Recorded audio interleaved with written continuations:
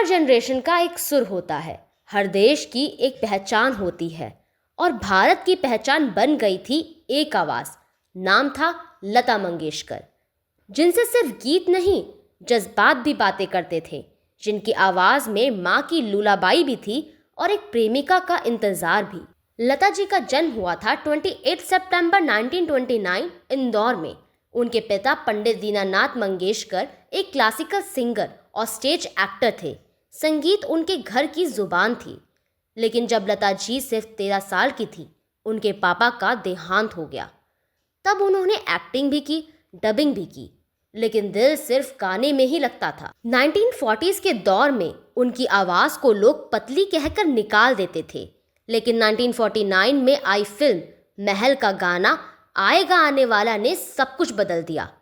ये सिर्फ एक हिट सॉन्ग नहीं था, ये था एक नई सुबह का ऐलान। लता आ चुकी थी। 1950s से 1970s, जिसे हम हिंदी सिनेमा का गोल्डन एज कहते हैं, उसकी हर कहानी में एक बैकग्राउंड म्यूजिक था लता जी की आवाज़ का। लग जा गले वो कौन थी 1964 हार्ट ब्रेक का एंथम बन गया। तेरे बिना जिंदगी से कोई किशोर कुमार के साथ दर्द की मिसाल बन गया। प्यार किया तो डरना क्या, मुगले आजम, एक रेबेल क्वीन की आवाज़। उन्होंने मोहम्मद रफ़ी के साथ बनाए कई अनमोल गीत। आपके हसीन रुख पे आज नया नूर है, बहारों फूल बरसाओ। किशोर कुमार के साथ की जोड़ी आइकॉनिक थी। तेरे बिना जिंदगी से कोई, भीगी भीगी रातों में विद सेंशुअल डेप्थ। और मुकेश के साथ कभी कभी मेरे दिल में ख्याल आता है, मैं पल दो पल का शायर हूँ। आशा भोसले, उनकी छोटी बहन, एक और म्यूजिकल डायनामाइट। दोनों बहनों ने एक साथ कई डुएट्स गाए। मन क्यों बहकारे, सावन के झूले पड़े। और जब लता जी और मन्ना डे साथ आए तो बन गया गीत जैसे प्यार हुआ इकरार हुआ। राज कपूर और नरगिस के आइकॉनिक मोमेंट्स को इमॉर्टल बना गया। सिर्फ रोमांटिक या क्लासिकल ही नहीं, लता जी ने देशभक्ति में भी हर दिल जीता।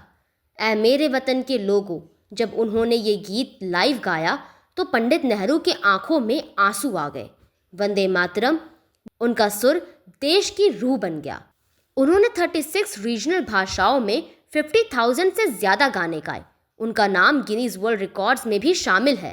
भारत रत्न, इंडिया का सबसे बड़ा civilian award, Padma Vibhushan, Dada Saheb Phalke award, national film awards 3 times, Filmfare awards 15 बार जीता और बाद में नॉमिनेशन लेना ही छोड़ दिया। उनकी आवाज़ को नासा ने अपने वॉयेजर स्पेसक्राफ्ट में रिकॉर्ड करके भेजा, ताकि अगर एलियन से कभी मुलाकात हो तो उन्हें भी पता चले दुनिया में एक आवाज़ लता मंगेशकर भी होती थी।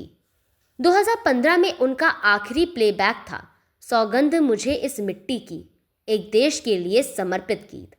6 फरवरी 2022, पूरा देश चुप था क्योंकि भारत की आवाज़ हमसे दूर चली गई थी। लेकिन जब भी कोई लग जा गले गाता है या कोई माँ अपने बच्चे को लोरी सुनाती है तो कहीं ना कहीं लता जी की आवाज़ जिंदा हो जाती है। मैं हूं तनीषा सिंह और ये थी कहानी उस आवाज़ की जो सिर्फ इंडिया में नहीं पूरी दुनिया में दिल का गीत बन गई। कमेंट में बताइए कि उनका कौन सा सॉन्ग आपका फेवरेट है। जुड़े रहिए हमारे साथ ऐसे ही सुरीले सफ़र के लिए और याद रखिए, लेजेंड्स मरते नहीं, वो सिर्फ एक और गीत बन जाते हैं। Stay tuned, like, subscribe, comment and share.